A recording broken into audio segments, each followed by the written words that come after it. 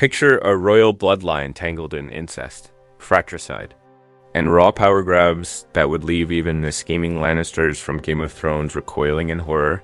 Welcome to the savage dynasty that birthed Leonidas I, the Spartan king whose life was a relentless storm of betrayal and bloodshed long before he faced the Persians. This isn't sanitized myth. It's the gritty underbelly of history where family loyalty meant a dagger in the dark, and survival demanded betraying your own flesh and blood. If this glimpse into Sparta's dark heart has you gripped, hit that like button right now. Subscribe to History Exposed TV for weekly dives into the brutal truths Hollywood skips. And ring the bell to join our community of history truth seekers. Let's uncover more hidden savagery together, starting with the full story ahead. A dynasty drowned in treachery. Leonidas I didn't stumble into power. He rose from a cauldron of familial deceit that defined the Aegean line, Sparta's ancient ruling house claiming divine descent from Heracles, the lion-slaying demigod whose labors echoed in their unyielding ethos. Born around 540 BC in the rugged heart of Sparta city-state forged on the Peloponnesian Peninsula where weakness was purged like a plague, Leonidas entered a world where kingship wasn't inherited but seized amid whispers of scandal and suspicion. His father, Anaxandridas II, ruled as one of Sparta's dual monarchs, a system tracing back to legendary twins Eurysthenes and Proclus, ensuring no single voice dominated the warrior elite. Yet this balance bred chaos, especially when heirs proved elusive for years. Anaxandridas and his first wife, Leonidas' mother, whose name history cruelly erases, struggled to conceive, igniting fears that the Aegean line might snap like a brittle spear.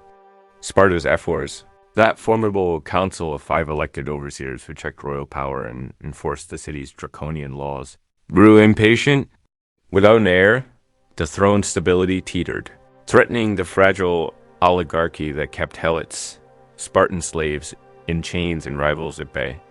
Their decree was blunt: abandon the barren queen and wed anew, a command that could have rewritten Greek destiny by sidelining the Aegean branch entirely.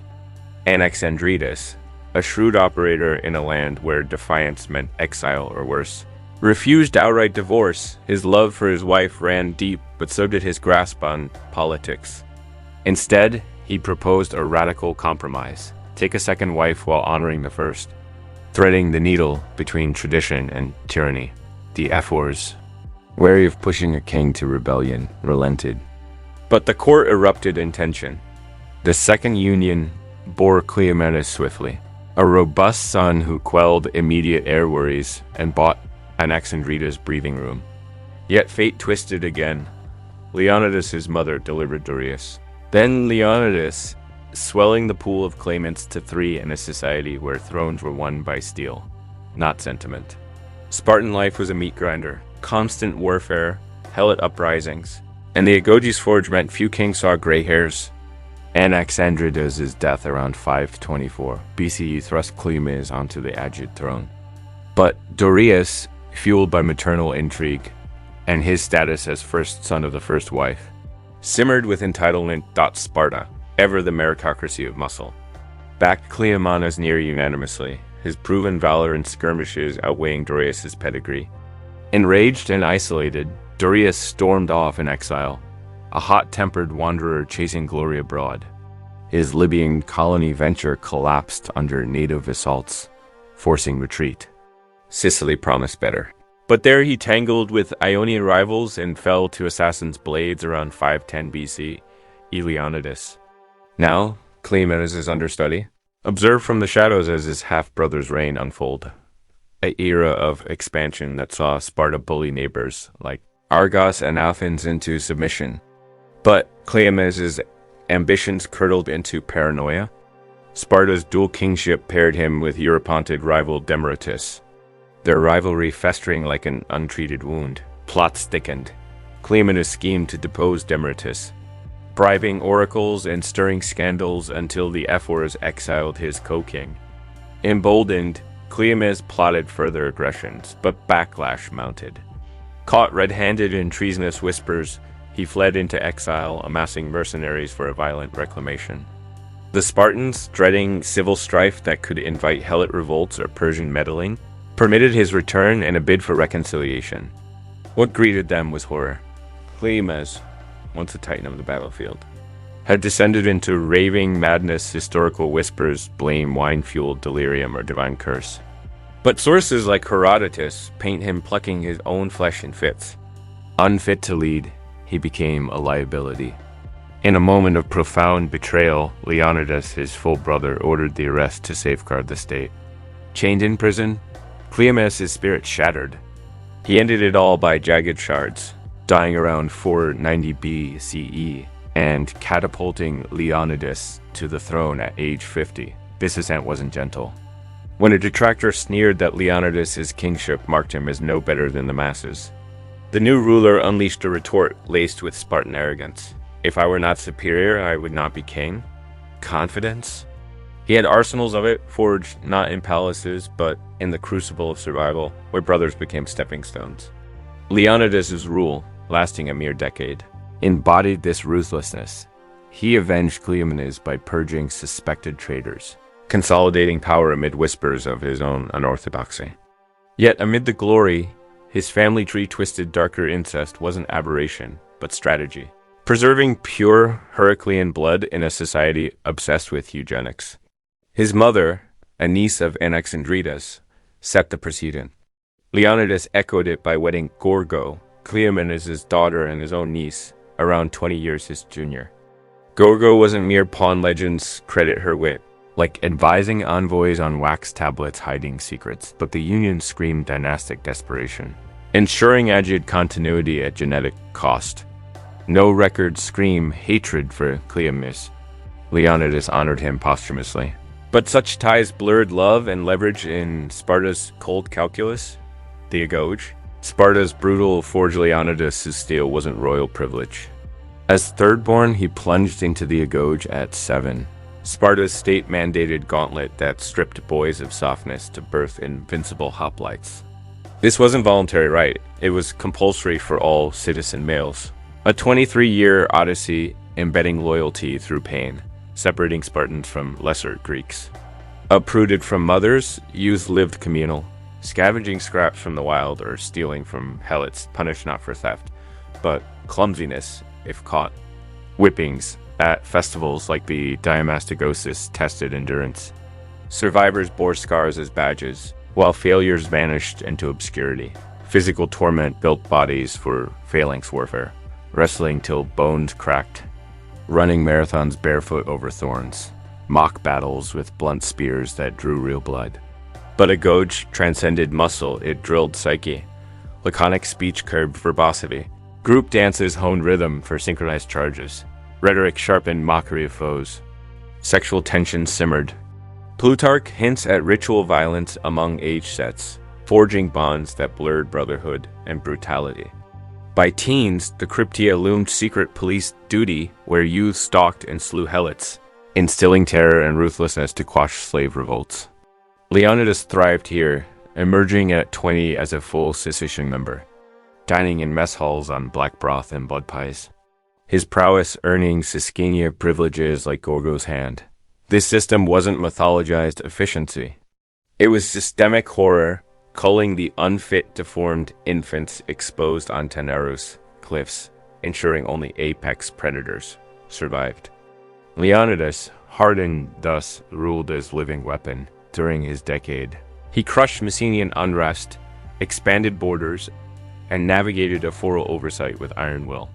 Hollywood's chiseled abs pale against reality at Gogo online, like him, killed not for glory, but because hesitation equaled death.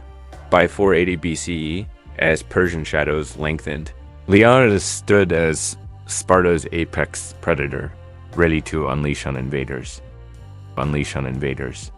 Shadows of prophecy and invasion Xerxes' eyes. Juggernaut swollen by conquest from India to Egypt, barreled toward Greece in 480 BC. Avenging Marathon's humiliation with an armada historians peg at 70,000 to 300,000. Logistics straining ancient limits. Greek Peleus, fractured by rivalries, rallied at Corinth's isthmus. Amid panic, they anointed Leonidas commander, his Thermopylae fame preceding him. But Delphi's oracle cast gloom. Priestess warned either Sparta crumbles or Heraclean king perishes, words echoing Herodotus as divine ultimatum. Lesser men quailed. Leonidas, a Gauge-tempered, embraced doom. Consulting soothsayers like Megistius, who foresaw slaughter yet urged resolve, Carneades' sacred pause complicated matters. Sparta's month-long harvest-ripe band war, honoring Apollo with choruses and garlands. Ephors, eyeing Xerxes' dust clouds, broke precedent. Leonidas led 300 Hantec hoplites, each with sons, per prophecy's bloodline safeguard, plus 900 helots and allies, totaling 7,000 toward Thermopylae. Not lone wolves, Thespians, Phocians, Mycenaeans swelled ranks, but against Persian multitudes, suicide loomed. Leonidas' calculus: bluff valor to galvanize laggards.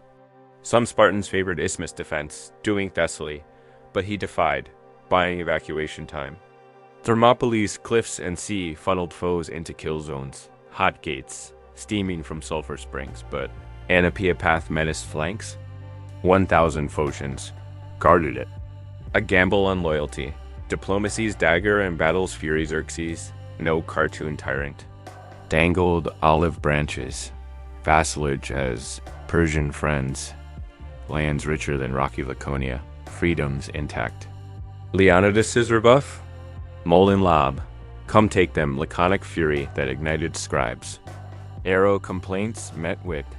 Good, shade for the fight, Plutarch attests. Quips born of unbreakable phalanx mindset.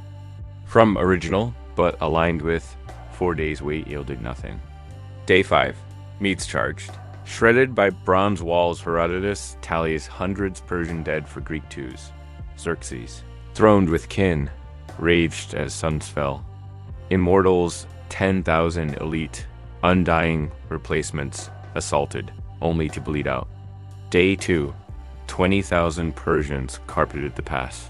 Greeks unscathed, phalanx a meat grinder of overlapping shields and thrusting spears. Xerxes leaped thrice from seat. Per witnesses, his horde's confidence evaporating. Immortals wielded wicker bows and short swords. No match for Spartan 9-foot Doru and Aspis. Casualties mounted, including royal brothers. Had flanks held, attrition might have broken Persians, but greed intervened. Betrayal's bitter sting Ephialtes of Trachis. No monstrous hunchback, but opportunistic Mullion slunk into Camp Night 3, eyes on gold. Nightmare, his name became. He unveiled Anapaea, guiding Hydarnes' 20,000 immortals through thorn-choked crags. Phocians, campfire drowsy, mustered but faltered Persians, fainted arrows, slipped past unmolested. Dawn 7, scouts blared encirclement. Leonidas convened, decision seismic dispatch, allies home, preserve fighters for Plataea. Spartans, Thespians, 700 volunteers under Demophilus, stayed. Thebans, 400, coerced as hostages, later defecting with hands raised. Crying coerced loyalty, last stand, Leonidas sacrificed to cover retreat, embodying NTI Sven E APTC shield, or on it. Persians swarmed. Arrows pierced Leonidas mid-fray. Warriors reclaimed his corpse 7 times in frenzy, but numbers crushed every Spartan Thespian felled. Thebans yielded, lives spared by submission. Victory soured for Xerxes. Leonidas' corpse, retrieved amid slaughter, fueled fury. Defying Persian honor for valiant foes, he ordered decapitation, head spiked as warning, body crucified nails through flesh on time cross, sacrilege against Greek burial rites. Herodotus decries the rarity. Usually brave enemies got pyres, not poles. Yet mutilation backfired. Spartans hailed Leonidas hero god, reclaiming bones 40 years later for Laconia entombment. His cult spawning festivals and oaths. Thermopylae endures, lion statue guards the site. Inscribed roll and lob, a taunt echoing millennia. This brutality family knives. A Gauge scars, Prophetic defiance transcends 300 spectacle. Leonidas wasn't flawless icon, but visceral force. Incestuous ties, brotherly betrayal, willing doom saved Greece. Costing 4,000 lives, but birthing victories at Salamis, Plataea. His regent Pausanias later triumphed, nephew honoring uncle's shadow. Shocking. Undeniably raw history exposed. The real Leonidas' savagery eclipses screens. If this unearthed epic fired you up like now, subscribe to History Exposed TV, comment your wildest takeaway, and share to spread the truth. More exposes await, don't miss them.